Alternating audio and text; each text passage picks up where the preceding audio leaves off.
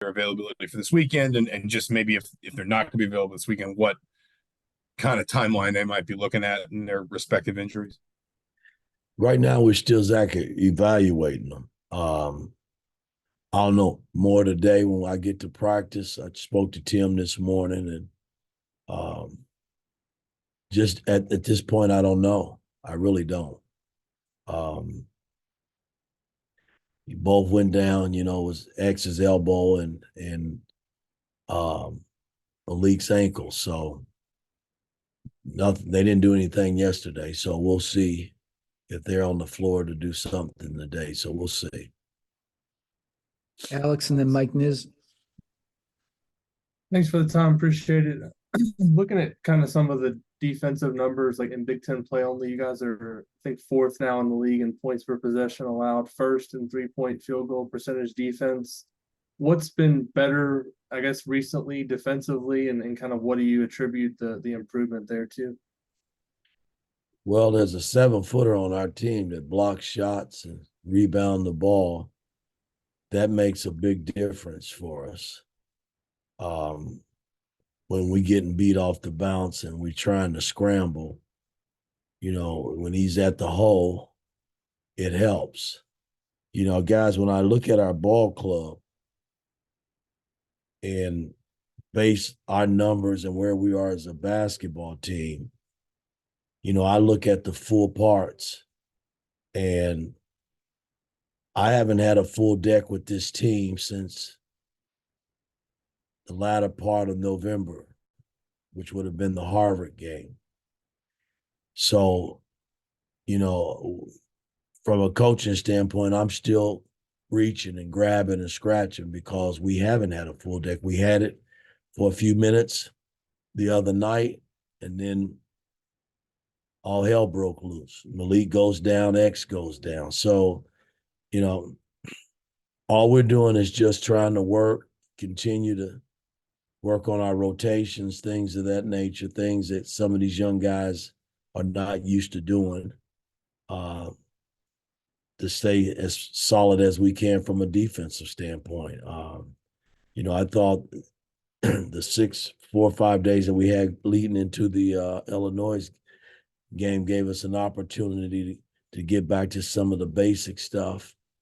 It was like starting all over again, and it was a nice carryover into the Illinois game. And then the other night against Iowa, having the big guy back, that helped. That's why we brought him here. We thought we could get him to a place where he could rebound and block shots and score a little bit for us, and he's been able to do that. Mike Niz and Mike Schumann.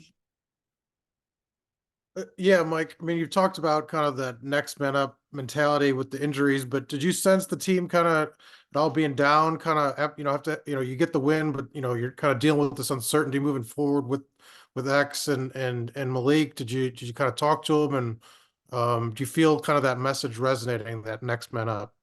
Well, again, I don't think any of our guys were down. It's been this way, guys, since November. We haven't had a full team since November, and nobody's even printed that. It's like, go win anyway, and I get it. Nobody wants to win in the worst way than Mike Woodson with this ball club. But I think when you put a team together, you're hoping that team can get through a season or be there just to see exactly what kind of team you do have. And that's been the frustrating part for me from a coaching standpoint, because I do think if we're pretty healthy and guys do what they asked to do, we could be a pretty decent basketball team. But it's been a struggle because we just haven't had a full deck, and I don't know if we're ever going to have one, to be honest with you. I don't know what's going to happen with X, and I don't know how long Malik might be out, if he's going to be out. So we just got to keep that next man mentality. Has got to stay in play, man. Guys that hadn't logged a lot of minutes, your number might be called, and you got to be ready to play and step up and help us win basketball games. Mike, then Jack.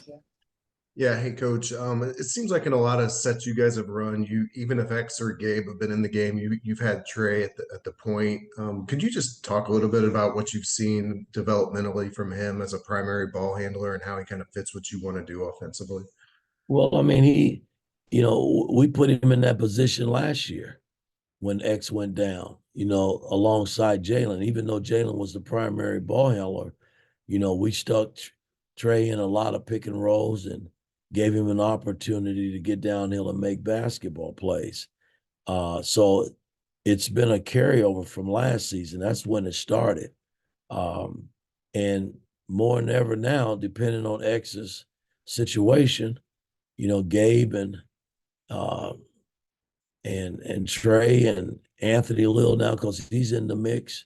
Whoever's in there are they're gonna have to feel good about handling the basketball and making basketball plays. I mean, that's the only way we're gonna get through the rest of this season.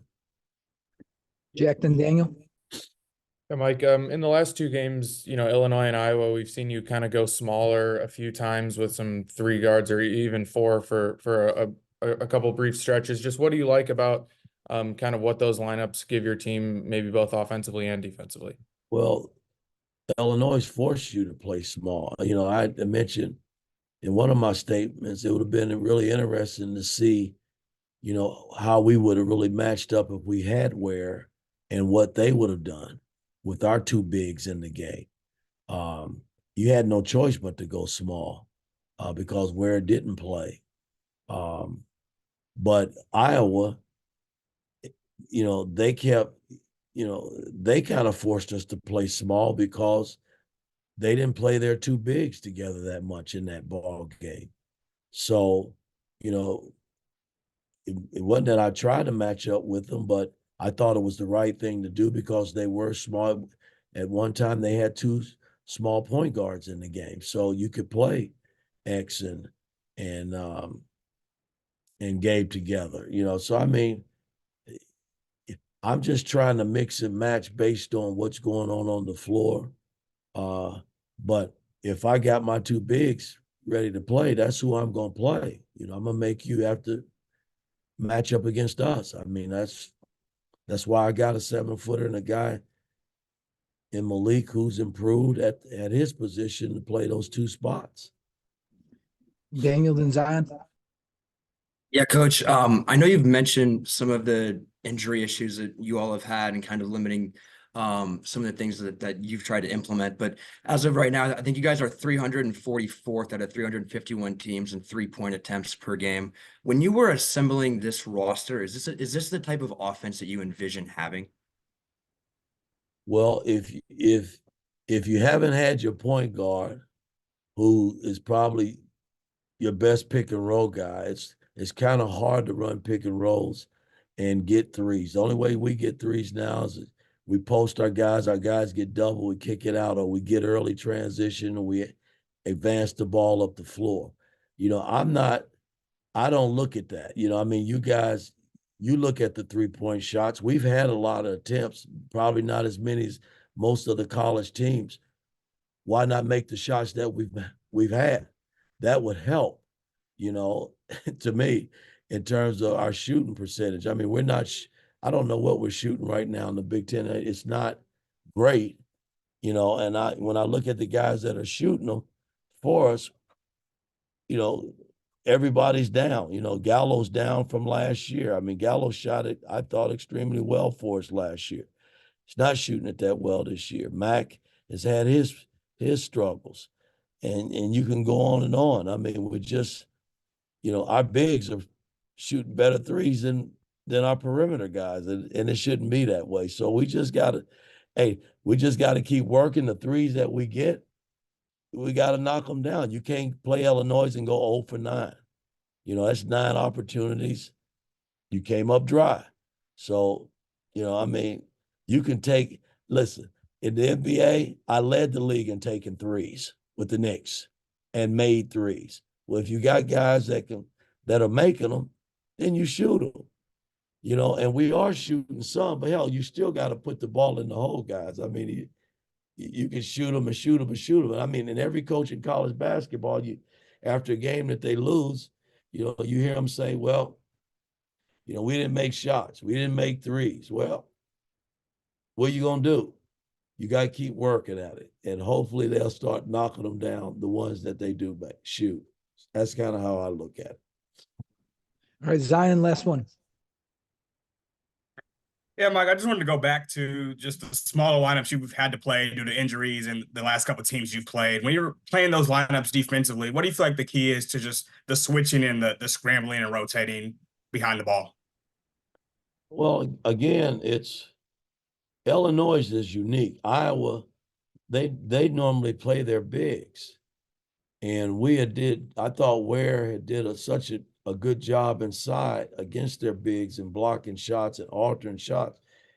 He elected to go small and just play the one big at a time, you know, based on what we had after Malik went out. So, you know, I was pleased in that regard. But to answer your question, you know, we have to scramble, you know, because when you're talking about playing smaller guards and Gabe and X before X got hurt, you know, that's two small guys that, you know, got to switch and sometimes they're switching on, you know, like McCaffrey, you know, who's 6'8", you know, 6'7", 6'8", you know. So my whole thing is you have to fight and battle. But my theme has always been to try to keep a body on a body, and you got a better chance of defending it. And when the ball goes up, block out. All right, thanks, Coach. All right, guys.